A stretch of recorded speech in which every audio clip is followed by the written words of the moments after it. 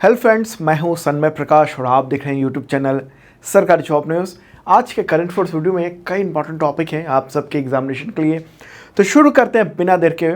और हाँ, जनवरी से अगस्त तक का अब तक का total current affairs marathon available है। इस वीडियो के डिस्क्रिप्शन में आप चेक कर लेना, अगर आपने नहीं देखा देख सकते हैं, PDF भी मिलेगा आपको। तो पहला क्वेश्चन लेते हैं इस वीडियो का। वर्ल्ड एथलेटिक्स चैंपियनशिप, उसमें गोल्ड मेडल जीतने वाले पहले भारतीय कौन बने हैं? आंसर होगा नीरज चोपड़ा। इतिहास रच दिया है इन्होंने। कहाँ पर?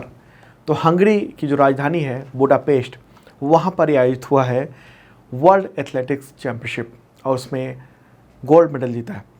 ये जो इवेंट है ना, इस चैंपियनशिप, इसका 40 साल का इतिहास है और उसमें पहली बार किसी भारतीय ने गोल्ड मेडल जीता है, इसलिए इसकी चर्चा काफ़ी ज़्यादा है और आपके एग्जामिनेशंस के लिए बहुत ही महत्वपूर्ण है।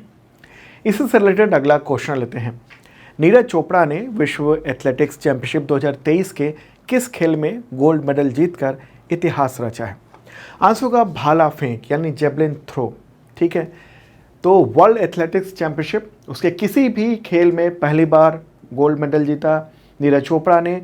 और किस खेल में जीता उन्होंने? तो भाला फेंक यानी जेवलिन थ्रो में। कहाँ पर आयोजित हुआ था? बुडापेस्ट यानी हंगरी की राजधानी पे।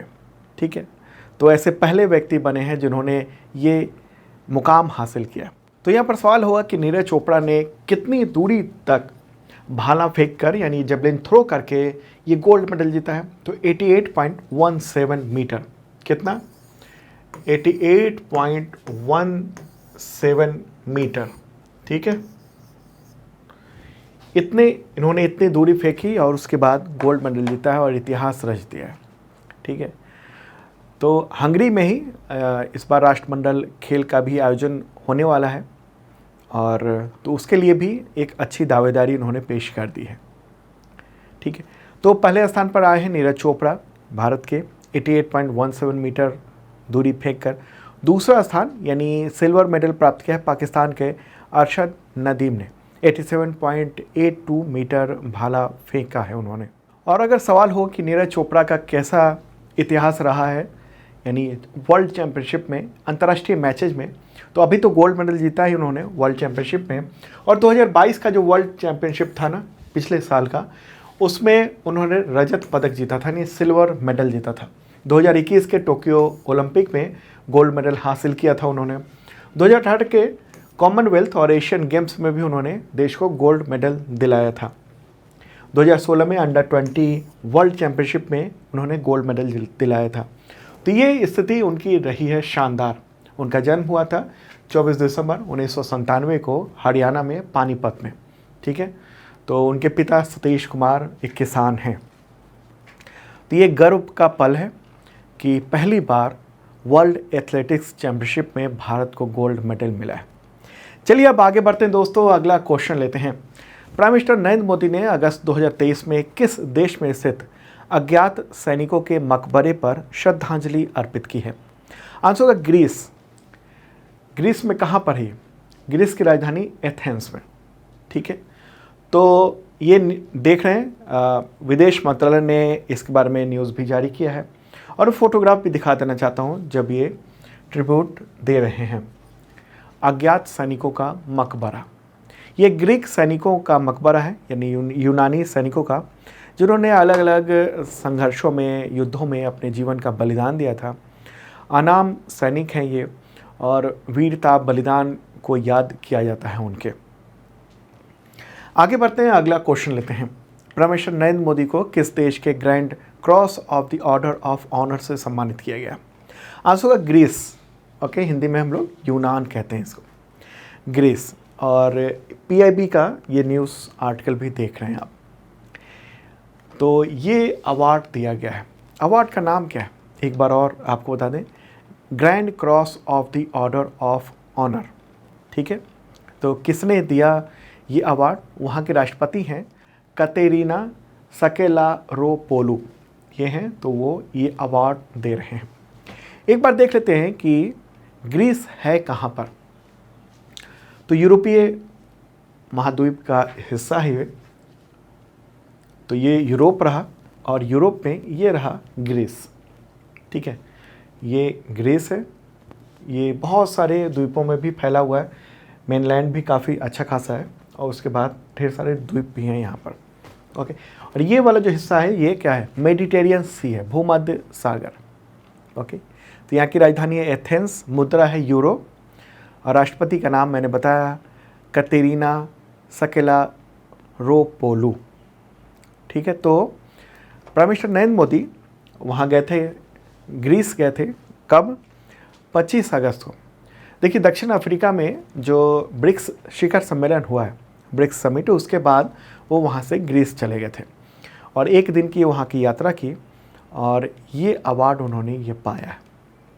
और आपको बताऊं 40 वर्षों में पहला दौरा किसी भारतीय प्रधानमंत्री का यहाँ पर है। 40 वर्ष पहले तत्कालीन प्राइम मिनिस्टर इंदिरा गांधी ने इसकी वहाँ की यात्रा की थी और उसके बाद अब तो grand cross of the order of honour, ये जो अवार्ड है इसका स्थापना वहाँ पर की गई थी 1975 में और वहाँ के राष्ट्रपति के द्वारा दुनिया भर के जो राष्ट्राध्यक्ष हैं उन सबको सम्मानित किया जाता है। आगे बढ़ते हैं, अगला क्वेश्चन लेते हैं, महत्वपूर्ण क्वेश्चन है ये भी। उससे पहले बताऊं आपको कि जो भी आप देख रहे हैं ना उसका PDF हिंदी और इंग्लिश दोनों लैंग्वेज में अवेलेबल है। इस वीडियो के डिस्क्रिप्शन में आप चेक कर लेना, वहाँ पर लिंक मिल जाएगा। और तमाम एग्जामिनेशन के करंट अफेयर्स की तैयारी के लिए शानदार ये 1 ईयर का मेंबरशिप प्लान है, छूट भी चल रही है 50% की अभी और बहुत मामूली सी रकम है। ठीक है, तो आप देख सकते हैं और इसके ज़रिए क्या मिलता है, तो करंट अफेयर्स का PDF मिलता है, वीकली, मंथली, क्वार्टरली, ईयरली, और वो कई तरीके के होते हैं, 1 लाइनर, MCQ नोट्स होता है और वीडियो का लिंक भी होता है वहाँ पर, ताकि अगर किसी टॉपिक को आप समझना चाहते हैं, जैसे यही है फुकुशिमा पावर प्लांट के बारे में है और समुद्र से पानी जो रेडियो एक्टिव पानी है वो छोड़ा जा रहा है, तो इसके बारे में विजुअली आपको समझना है तो आप जब PDF पढ़ रहे होंगे क्लिक करेंगे ओपन हो जाएगा वीडियो। ठीक है, तो इसी मेंबरशिप के साथ इतने तरह के एग्जामिनेशन के टेस्ट सीरीज़, मॉक टेस्ट, ये सब कुछ अवेलेबल है और लगातार नए नए टेस्ट सीरीज़ आते जा रहे हैं। तो आप देख सकते हैं इस वीडियो के डिस्क्रिप्शन में लिंक है, कैसे मेंबरशिप लेना है उसका भी डिटेल बताया हुआ है और एक हेल्पलाइन नंबर भी है। तो क्वेश्चन होगा अगला, किस देश ने फुकुशिमा न्यूक्लियर पावर प्लांट का रेडियो एक्टिव पानी समुद्र में छोड़ना शुरू कर दिया, जिससे दुनिया के कई देशों ने रेडिएशन को लेकर चिंता जताई? आंसर होगा जापान। पता होना चाहिए कि जापान में फुकुशिमा न्यूक्लियर पावर प्लांट है, ये काफ़ी चर्चित ये न्यूक्लियर पावर प्लांट है, इसलिए इसके बारे में जानना आपके लिए बहुत ज़रूरी है एग्जामिनेशन के पॉइंट ऑफ व्यू से। तो एक बार जापान देख लेते हैं, फिर और आगे आपको बताते हैं। ठीक है, तो यहाँ तो रहा अपना प्यारा भारत और अब चलते हैं जापान की ओर। जापान इस तरफ है, यहाँ पर ये वाला जो हिस्सा आप देख रहे हैं ये है जापान, ब्लिंक भी करेगा अभी। तो यहाँ के प्राइम मिनिस्टर हैं फूमियो किशिदा और राजधानी है टोक्यो। तो यहीं पर इस जगह पर यहाँ जो है ना वो एक न्यूक्लियर पावर प्लांट है और वहीं से पानी पैसिफिक ओशन की ओर यानी इस तरफ छोड़ा जा रहा है। यहाँ से 1 किलोमीटर आगे पाइपलाइन डाला गया है और वहाँ से ये लगातार छोड़ा जा रहा है और अभी अगस्त में छोड़ना शुरू किया गया है और अगले 30 साल तक हर दिन पानी छोड़ा जाएगा। कितना? हर दिन 4.6 लाख लीटर पानी छोड़ा जाएगा। ये रेडियो एक्टिव है, यानी इससे रेडिएशन का भी ख़तरा बना हुआ है। तो इसकी वजह से चीन और साउथ कोरिया के लोग, यानी चाइना इस तरफ और ये साउथ कोरिया, तो यहाँ के लोग भी डरे हुए हैं। दरअसल इस पानी से समुद्री जीवों, मछलियों, उन सबको असर पड़ सकता है और अगर वो रेडिएशन के प्रभाव में मछलियाँ आई और वो मछली इधर आ गई और उसे पकड़ा गया, उसकी वजह से क्या होगा? उसकी वजह से नुकसान हो सकता है, रेडियो एक्टिव पदार्थ का सेवन हो सकता है। तो बहुत सारे ऐसे खतरे हैं, हालांकि इसको लेकर जापान ने कहा है कि ऐसे खतरे की गुंजाइश नहीं की गई है और इतना धीरे धीरे पानी छोड़ा जा रहा है ताकि वो समुद्र के पानी में वो घुल जाएगा और फिर उसका रेडियो एक्टिव जो वो उसमें रेडियो एक्टिविटी है वो डाइल्यूट हो जाएगी, वो कम हो जाएगी। ठीक है, तो ये अब सवाल ये होगा कि ये जो न्यूक्लियर पावर प्लांट है यहाँ पर इतना सारा रेडियो एक्टिव पानी कैसे आया? बात कब की है? 12 साल पहले की है। 11 मार्च 2011 को 3:42 पर सुबह जापान में 9.5 रिक्टर स्केल का भूकंप आया था और इसकी वजह से समुद्र का जो समुद्र के नीचे की जो परत है वो थोड़ी सी खिसक गई थी और उसकी वजह से सुनामी आ गया। सुनामी आया तो ये पानी, सुनामी की लहरें यहाँ से बढ़ते बढ़ते यहाँ पर पहुँची और फुकुशिमा जो पावर प्लांट है वहाँ तक पहुँचे और भूकंप के जब झटके महसूस किए गए 9.1 तीव्रता का तो बहुत ज़्यादा होता है। तो फिर रिक्टर, ये जो यहाँ पर जो रिएक्टर है, ये दिखा दूँ, इस रिएक्टर को बंद कर दिया था उस दौरान, लेकिन कूलिंग के लिए जनरेटर स्टार्ट कर दिए गए थे और जो कोल्ड वाटर है वो वहाँ पर काम कर रहा था रिएक्टर को ठंडा रखने का। लेकिन उससे पहले ही क्या हुआ कि पानी, समुद्र के जो सुनामी आया तो पूरा पानी भर गया इसमें, तो इसकी वजह से इमरजेंसी जनरेटर बंद हो गया और फिर जो रिएक्टर है वो पिघलने लगा। कुछ देर के बाद न्यूक्लियर पावर प्लांट में विस्फोट भी होने लगे थे। 2011 की बात है और कई महीनों तक समुद्र का पानी, मतलब समुद्र के पानी से ही कई महीने तक इसको ठंडा किया गया। ठीक है, तो न्यूक्लियर रिएक्टर्स में जो चेन रिएक्शन होते हैं ना, तो उसको रोकने के लिए करीब 133 करोड़ लीटर समुद्र का पानी वहाँ पर रखा गया था और उसमें 65 तरह के रेडियो एक्टिव मटेरियल हैं उसमें शामिल हो गए। इसमें कार्बन 14, आयोडीन 131, सीजेएम 137 और बहुत तरह के ऐसे जो रेडियो एक्टिव मटेरियल हैं वो सब उसमें शामिल हो गए जो कि मनुष्यों के लिए हानिकारक है। हालांकि इनमें से अधिकतर जो रेडियो एक्टिव मटेरियल्स हैं उन सब की लाइफ कम होती है, असर जल्दी ख़त्म हो जाता है, लेकिन कार्बन 14 जैसे जो मटेरियल हैं उसका असर 5000 साल तक रहता है। ठीक है, तो उसमें वो जो वाटर है ना, वो अभी ये जो ढेर सारे आप ये देख रहे हैं टैंक बने हुए हैं, ढेर सारे टैंक यहाँ पर दिख रहे हैं आप, इन सभी टैंक में वो वाटर को लेकर वहाँ पर रखा हुआ है और उन्हीं वाटर को यहाँ पर रिलीज़ किया जा रहा है आगे। तो इसकी वजह से क्या हुआ है, जापान से कई सारे देशों ने फूड आयात करने पर, सी फूड खासतौर पर समुद्री जो जीव हैं उसके आयात करने पर रोक लगा दी, जैसे चाइना। ठीक है, हांगकांग ने भी ऐसी पाबंदी लगाई है, जबकि साउथ कोरिया उसने भी विरोध एक तरह से जताया है वहाँ पर। चीन का क्या कहना है? चीन का ये कहना है कि जापान के मंसूबे ने दुनिया को खतरे में डाल दिया है। ठीक है, और यहाँ पर एक और मैं बात बता देना चाहता हूँ कि पानी वो अपनी मर्ज़ी से नहीं छोड़ रहा है, मतलब उसकी मर्ज़ी हुई छोड़ दिया, ऐसा नहीं है। देखिए, यूनाइटेड नेशंस की जो एटॉमिक एजेंसी है IAEA, तो उसका भी अप्रूवल उसे मिल चुका है।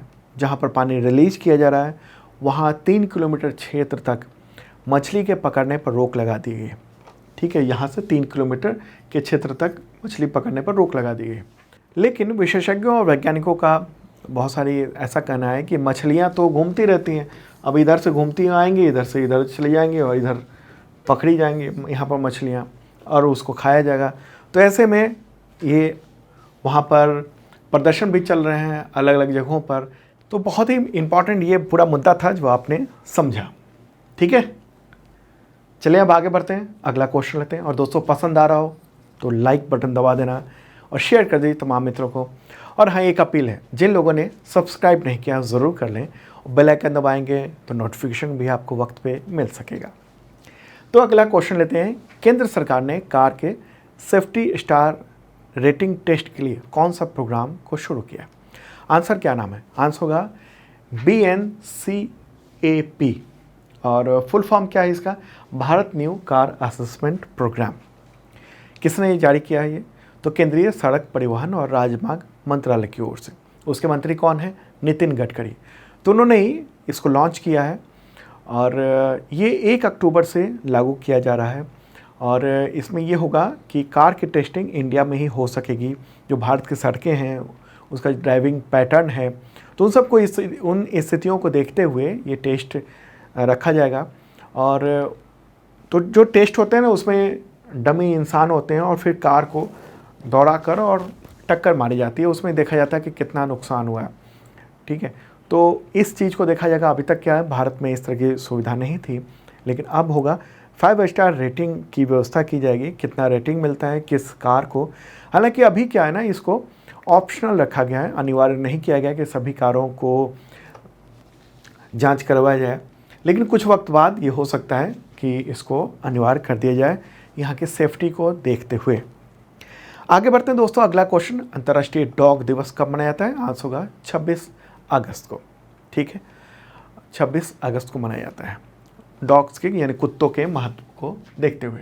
चलिए आगे बढ़ते हैं, अगला क्वेश्चन, महिला समानता दिवस कब मनाया जाता है? Women equality day. आंसर होगा 26 अगस्त को।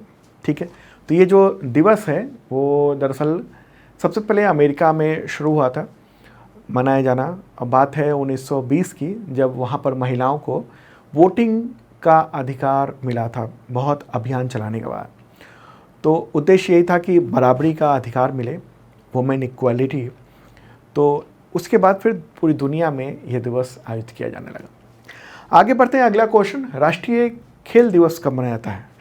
आंसर होगा 29 अगस्त को। किनकी याद में? तो हॉकी खिलाड़ी मेजर ध्यानचंद, उनकी जयंती होती है और हर साल 29 अगस्त को ये खेल दिवस मनाया जाता है। ओके, तो एक इम्पॉर्टेंट बात है। अगला क्वेश्चन लेते हैं, परमाणु परीक्षण के खिलाफ अंतर्राष्ट्रीय दिवस कब मनाया जाता है? आंसर होगा 29 अगस्त को। ठीक है, इस दिन का उद्देश्य है परमाणु परीक्षण, जो हथियार हैं, परमाणु हथियारों का परीक्षण, विस्फोट, उसके बारे में जागरूकता बढ़ाई जाए, और संयुक्त राष्ट्र महासभा ने ये दिवस घोषित किया हुआ है। अगला क्वेश्चन, किस राज्य सरकार ने मुख्यमंत्री नाश्ता योजना का विस्तार किया है 31,008 स्कूलों में? आंसर होगा तमिलनाडु। तमिलनाडु के मुख्यमंत्री हैं M.K. स्टालिन, तो उन्होंने 25 अगस्त को तमिलनाडु के नागापट्टिनम जिला है वहाँ पर इस नाश्ता योजना के विस्तार का शुरुआत की। ठीक है, पहले से कुछ स्कूलों में इसको पायलट प्रोजेक्ट के तहत ही शुरू किया गया था, और अब तमाम स्कूलों में वहाँ के जो सरकारी हैं ये देख भी रहे हैं, बच्चों के साथ खा रहे हैं M.K. स्टालिन, जो कि तमिलनाडु के मुख्यमंत्री हैं। तो अब शहरी और ग्रामीण वहाँ के 31,008 सरकारी प्राथमिक विद्यालयों में छात्रों को नाश्ता मिल सकेगा। 404 करोड़ के आसपास का ये बजट है इसका। ठीक है, क्लास 1 से लेकर 5th तक 17 लाख बच्चे इससे लाभान्वित होंगे, उनको नाश्ता मिल सकेगा। और मिड डे भोजन तो मिलता ही है, दोपहर का भोजन। यहाँ नाश्ता भी शुरू किया गया है ताकि जब सुबह बच्चे स्कूल आएँ तो वहाँ पर ही नाश्ता मिल जाए और पढ़ाई करें वो। ठीक है, तो तमिलनाडु की बात कर रहे हैं, वहाँ के मुख्यमंत्री तो M.K. स्टालिन हैं, राज्यपाल हैं R.N. रवि, राजधानी है चेन्नई। तो दोस्तों ये था इम्पॉर्टेंट करंट अफेयर्स। कैसे लगा कमेंट बॉक्स में बता सकते हैं, और एक बार फिर से कहूँगा, जिन लोगों ने सब्सक्राइब नहीं किया है ज़रूर कर लें, और बेल आइकन दबाएंगे तो नोटिफिकेशन आपको वक्त पे मिल सकेगा। अब मिलते हैं कल ताज़ा तरीन कंटेंट के साथ करंट अफेयर्स के। बाय।